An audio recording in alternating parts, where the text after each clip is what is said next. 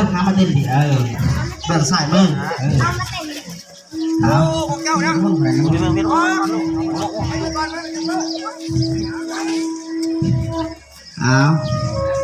ตอนนี้กำลังแห่เข้าสู่หอฮดเนาะ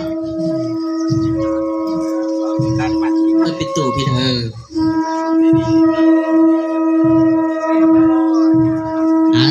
ขอซื้อเจริญพรนางมาเด้อเดี๋ยวเขาเด้อมา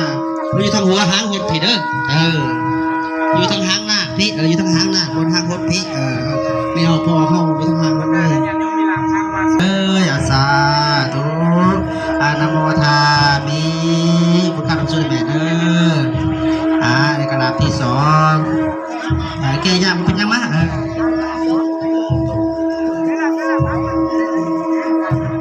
ขัดเนาะอย่ายอมเอาเจริญพรเก่ามาเด้ออย่ายอมติดมีศรัทธา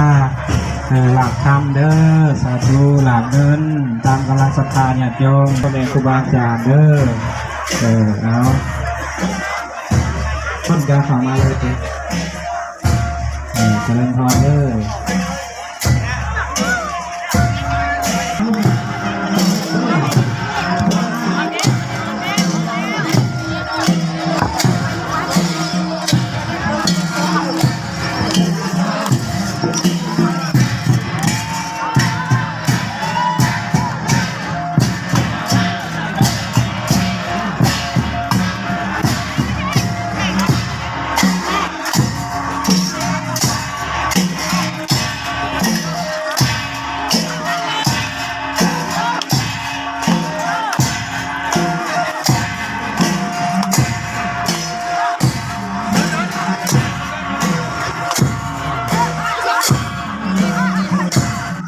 ที่มีหนาการหนาเดินมาหาอะไรที่หาสร้างสุราเดินมองเนาะเวลาที่มีเวลาที่หาเด้เวลาที่เราขอค่อยจะประโยชน์พ่อผู้เขาแผ่จะพ่อเขาเห็นเนาะอาจจะมาทำสาธุนำพระเจ้าสังฆราชได้ของตัวเรื่องของเราแล้วสุขสุขคนผู้รักษาทุกประโยชน์สาธุว่าข้าวหล่อแม่ข้าสาธุได้เป็นของหลานเด้อพระพุทธเจ้าเขาเรื่องนี้บอกใช้เสียงนี้หน่อยสาธุถือว่าหาคนดีจังหวะน้องของเราสาธุหลายคนทักษะเราทำให้ได้เกียรติเลยไม่ต้องผ่าเลยไม่ต้องไปถวายเลยที่เราเป็นเกียรติตอนนี้ไปดูได้ดูเราเลยถึงเราเป็นคนที่เป็นเรานะที่เป็นเราเลยเสียใจเนาะเราเป็นของเลยถ้าเทียบเราสักท่านเราทราบอะไรแล้วขณะที่เรียนท้ายขณะนี้หลายคนมีการทุกข์เนาะประกาศว่าจะไป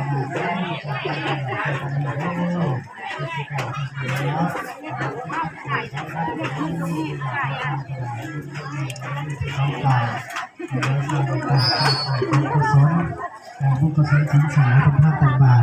ดีค่ะเราวันนี้ของเราเนาะตัวอนาคตพาทางหาอนุโมทนาสาธุการหลายๆเด้อบุคคลนั้นสู่สายทุกคนไม่ต้องรอไว้มาก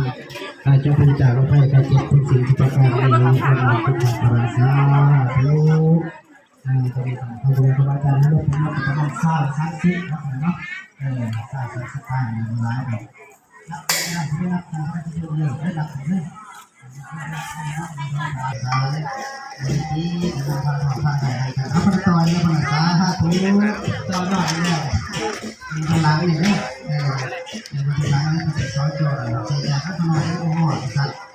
มันลูกหลานเด้อลูกหลานใส่หน้าเสื้อเนี่ย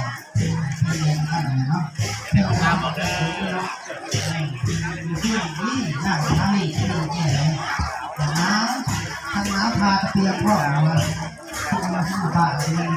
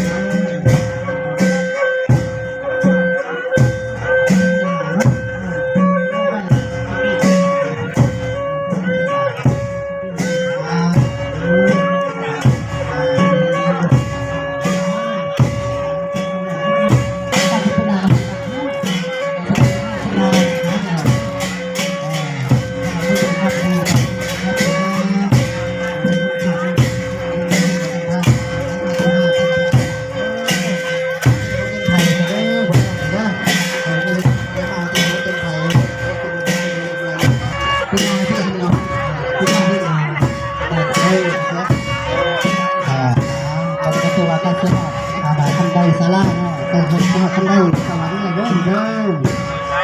ก็สละสวรรค์เนี่ยนั่นนั่นเห็น